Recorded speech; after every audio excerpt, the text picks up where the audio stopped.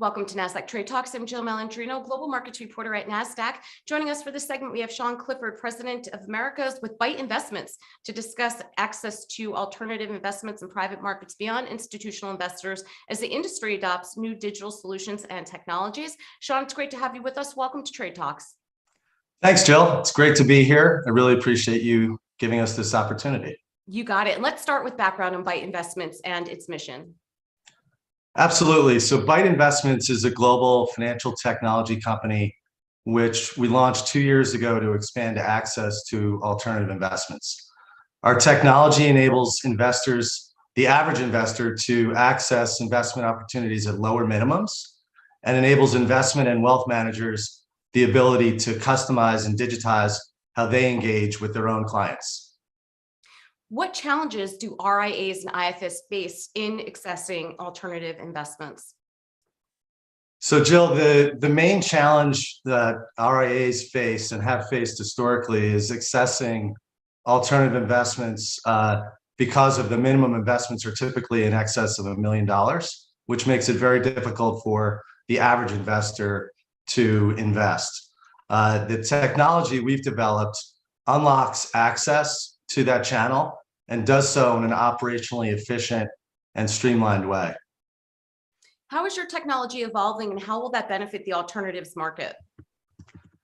So since I joined 2 years ago, our technology has evolved literally every day. We're constantly in touch with our technology team to make sure that the engineers are aware of the constantly changing marketplace.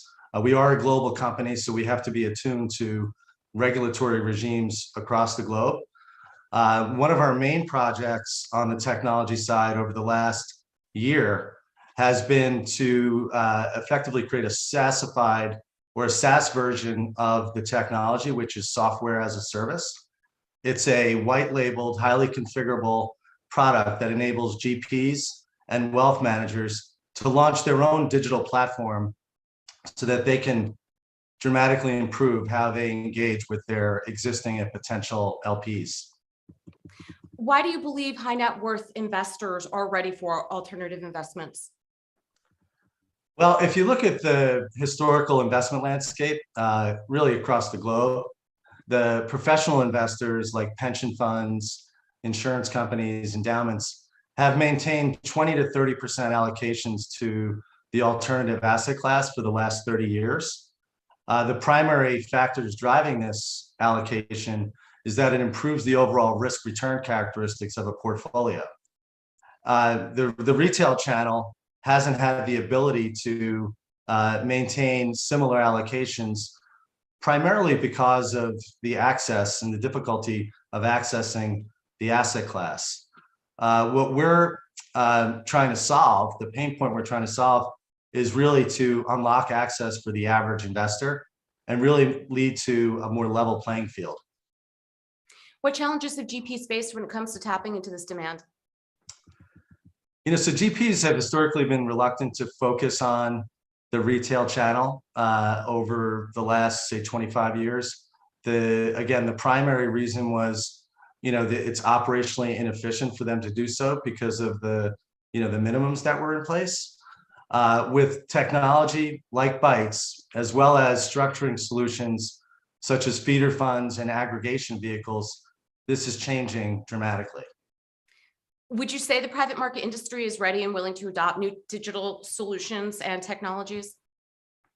Absolutely. We are engaged with many of the world's largest and most sophisticated managers in the private market sector, who I can tell you are very interested in digitizing how they engage with their existing and prospective LPs. I would also add that many of these managers are also looking to efficiently tap into the retail channel. It's widely perceived as the next growth area for alternatives because of the low allocations and the overall size of the retail market in the US and abroad. How far do you think the digitization of private markets can go then?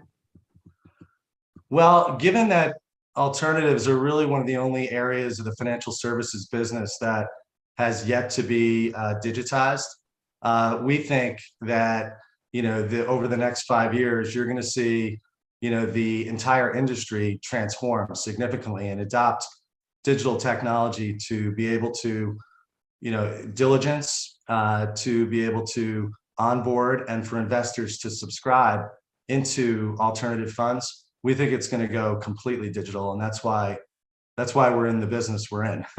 Right, right. So Yeah. have you experienced or have you heard of unexpected challenges because of the recent market volatility? Yeah, I think the market volatility that we've seen over the last several months have definitely caused more uncertainty, regarding investment strategies broadly.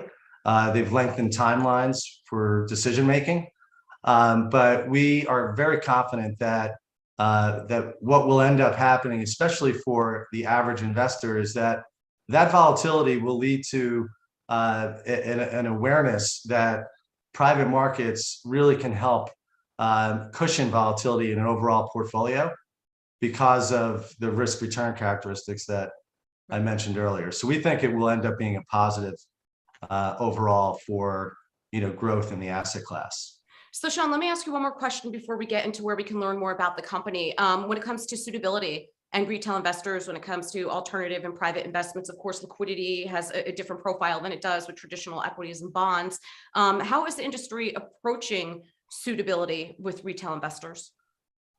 So Jill, it's very important. It's a primary reason why what our model is what we call a B2B2C model, where we focus on engaging with wealth managers, RIAs that have already done that suitability and that gatekeeping of their individual clients. And in addition to that, regardless of the jurisdiction that we're in, whether it's Hong Kong, the US, Singapore, or in Europe, the gatekeeping process of onboarding a client is mapped to the legal and regulatory requirements of that regime. So we make sure that in that process, investors are suitable, in terms of if they're required to be accredited.